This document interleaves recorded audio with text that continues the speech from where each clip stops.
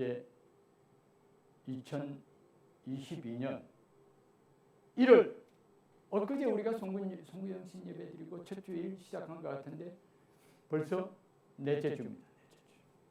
한 주 마지막 주는 이제 구정하고 이제 겹쳐지는 그런 마지막 한 주가 남았는데 이미 1월달 다 갔어요.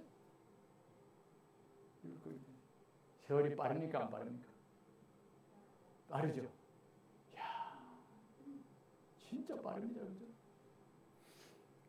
우리가 오늘 찬송을 빠른 세상 살 동안 주여 인도하소서.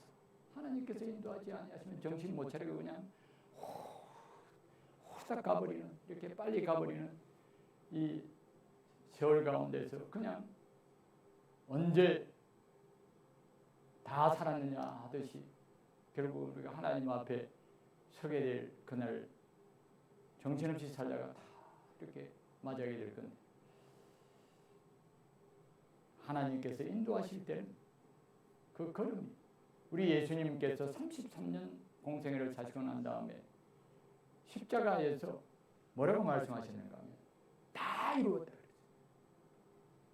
그러니까 33년 동안 특별히 우리 예수님이 30살 어간에 공생애를 시작하셨거든요. 그전에는 평범한 목수로서 그렇게 생활하셨어요. 그러니까 평범한 인간으로서 우리처럼 되셔서 우리의 생활과 우리의 그 모든 인생의 고통과 어려움을 다 그대로 몸소 경험하시고, 그리고 이제 때가 되어 하나님께서 이제 복음을, 십자가를 지고 이 땅에 오셔서 우리를 위하여 나타내실 그 사역을 하시기 위하여 30살 되시는 그 해부터 3년 동안, 그래서 33살 될 때까지 3년 동안밖에 주의 일을 하지 않았어요. 하나님의 일을 하지 않았어요. 그런데도 불구하고 우리 예수님께서 십자가상에서 조금 더 살아야 되는데 33년밖에 안 돼가지고 이것도 빠지고 저것도 빠지고 이것도 못하고 참 후회하고 또 아쉬워하고 좀 뭔가 모르게 좀 부족함을 느끼는 그러한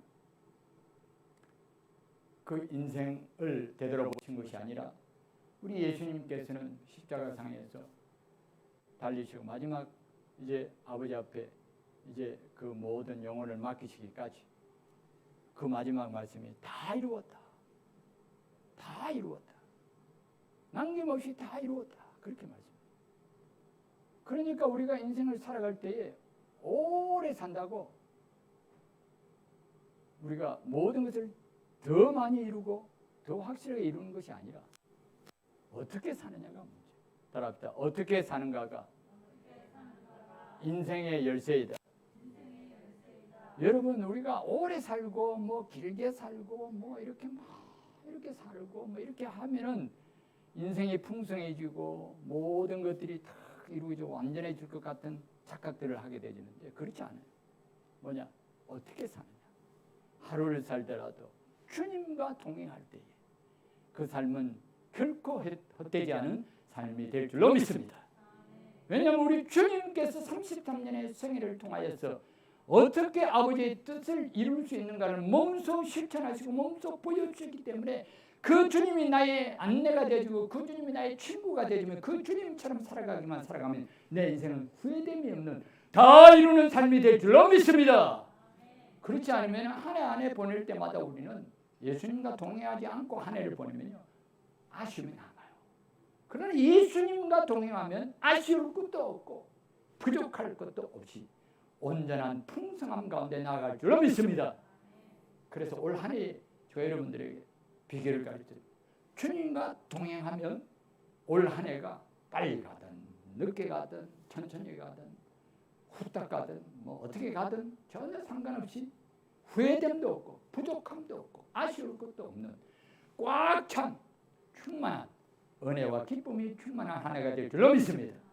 예수님과 동행하시. 예수님과 동행하면 그 모든 것이 이룰 수가 있는 겁니다.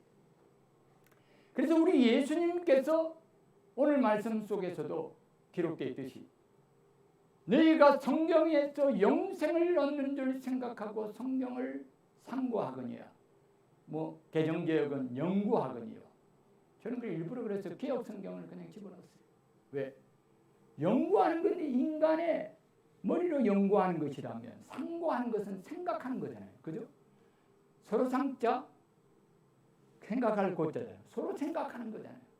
그러면 성령님께서 생각나게 하시니까 생각하고 또 내 생각으로 생각하는 것이 아니라 하나님의 생각으로 성령님의 지혜와 성령님의 기억을 하게 하시는 역사를 말미암아 내가 생각하니 그게 맞겠다 싶어가지고 너희가 성경에서 영생 얻는 줄 알고 성경을 상고하거니와 이 성경은 나에 대하여 기록한 것이니라 이렇게 말씀하십니다. 그러니까 이 모든 것들이 보니까 우리 성경 전체가 다 예수님에 대한 말씀. 결국은 우리가 이 땅을 살아가면서 결국은 인생의 모든 것이 다 성경의 말씀 기록된 대로 우리가 영생을 얻어 하나님의 자녀가 되는 신앙생활의 핵심이 바로 뭐냐? 예수님과 함께하는 거예요. 그 예수님과 함께하는 것이 인생의 핵심적인 열쇠가 돼요. 그런데 그 예수님께서 마지막에 이제 이 땅을 떠나시기 전에 제자들에게 뭐라고 말씀하셨는가? 이렇게 말씀하십니다. 요한복음 14장에서는 너희는 마음에 근심하지 말라.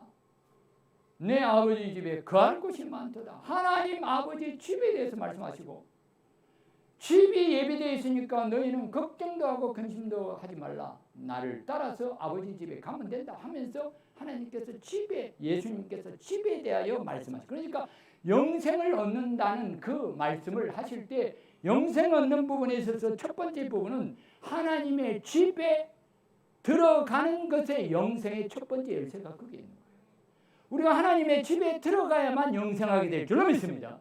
하나님의 집 안에 영생이 있어요. 하나님의 집 안에 복락이 있고 영원히 아버지와 함께 살아가는 생명의 역사가 하나님의 집 안에 있는 거예요.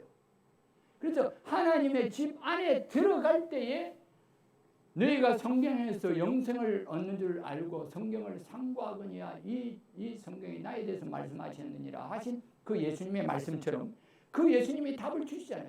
너희는 마음에 근심하지 말라. 하나님을 믿으니 또 나를 믿어라. 내 아버지 집에 거할 곳이 많도다. 아버지 집에 들어가는 것이 영생을 얻는 첫 번째 중요한 열쇠이고 첫 번째 중요한 요소예요.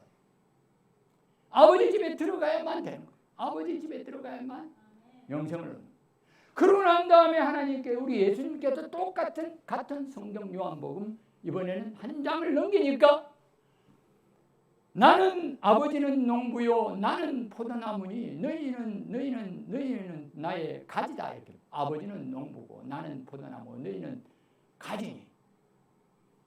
가지가 나무에 붙어 있으면 열매를 많이 맺고 내 아버지께서 영광을 얻으시는. 만약에 가지가 열매를 맺지 못하면 하나님께서 아버지께서 아낌없이 찍어서 던지시죠. 불에 던진다. 그 불이 어디구나? 지옥불이에요. 이 말 듣고 나면 겁이 나죠. 왜?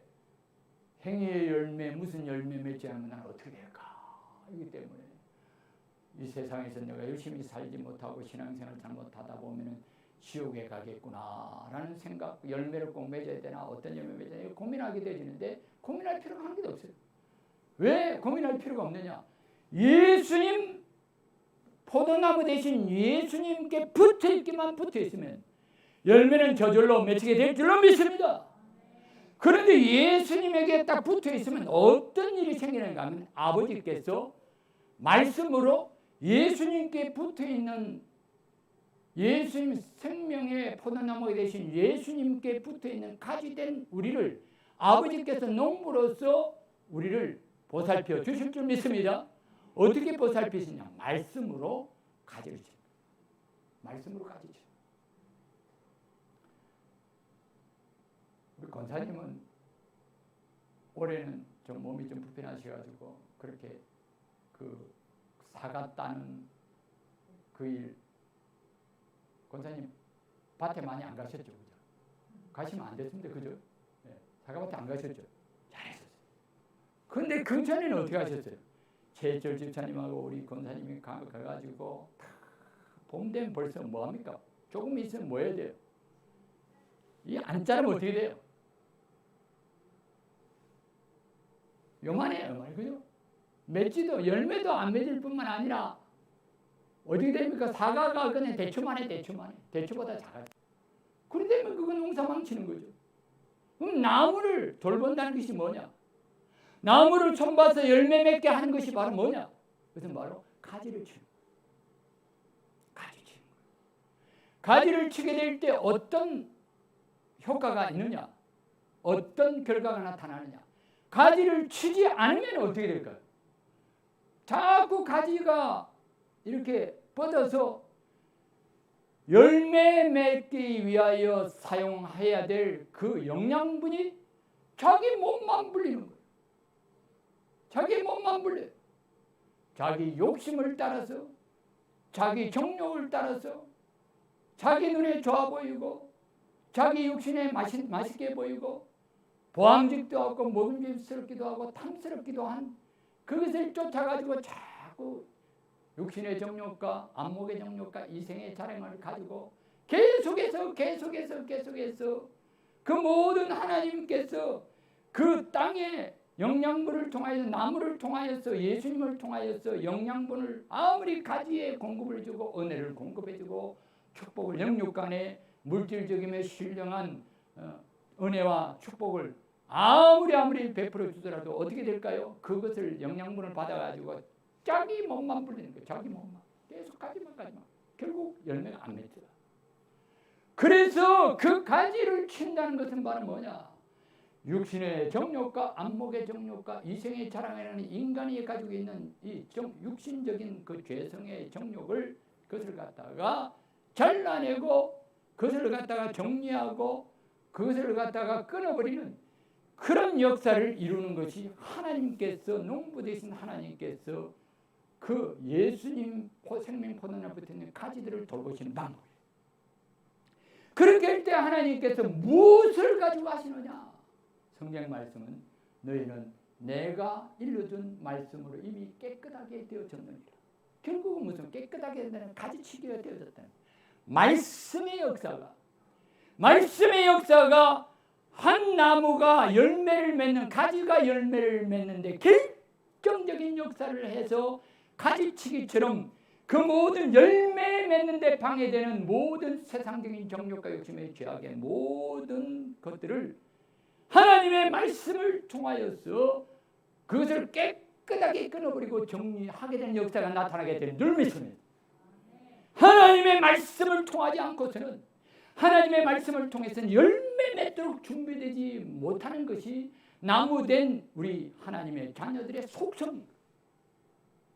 그래서 열매 맺는 우리가 나도 살고 남을 살리기 위해서 의의 열매도 맺히고 생명의 열매도 맺히는 하나님의 집에 심기운 나무와 같은 생명나무와 같은 그런 복 있는 사람이 되라고 하나님께서 올 2022년 첫 주부터 하나님께서 시편 1편을 우리에게 주시고 시편 1편의 말씀 속에 복 있는 사람에 대하여 말씀하실 때 세 가지 인간의 방식을 쫓지 아니하고 악인의 꾀, 죄인의 길, 오만한 자의 자리라고 하는 예수 믿지 않고 하나님의 백성과 자녀가 되지 않은 세상 사람들의 삶의 방식을 세 가지로 압축하고 정리해서 하나님께서 가르쳐 주시고 복 있는 사람은 이 세상 사람들의 방식을 따라 사는 것이 아니라 포도나무 대신 예수 그리스도께 붙어 있어서 성막 대신 예수 그리스도 안에서